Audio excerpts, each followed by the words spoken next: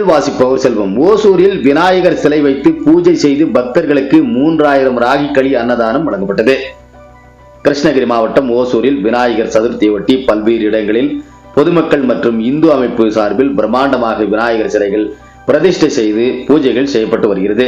அதே போன்று பொதுமக்களுக்கு சுண்டல், இட்லி, தயிர் சாதம் உள்ளிட்ட அன்னதானம் வழங்கி வருகின்றனர். இப்பகுதியில் பிரம்மாண்டமாக வைத்துள்ள சிலைகள் நாளை மறுநாள் ஞாயிற்றுக்கிழமை வரும் 15ஆம் தேதி என்று ஊர்வலமாக கொண்டு சென்று நீர்நிலைகளில் விசர்சனம் செய்ய உள்ள இந்த நிலையில் ஓசூர் ஜனப்பர் தெருவில் தேவராஜ் என்பவர் அப்பகுதி பொதுமக்கள் சார்பில் பிரம்மாண்டமாக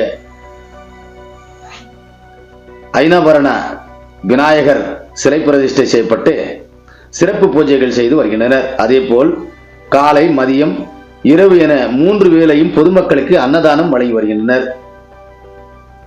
இந்த நிலையில் இன்று அப்பகுதியில் 3000 உருண்டை ராகி களி மற்றும் கீரை குழம்பு செய்து விநாயகருக்கு படைத்து அதனை பக்தர்களுக்கு அன்னதானம் வழங்கினார். இதில் ஏராளமான பொதுமக்கள் கலந்து கொண்டு ராகி களி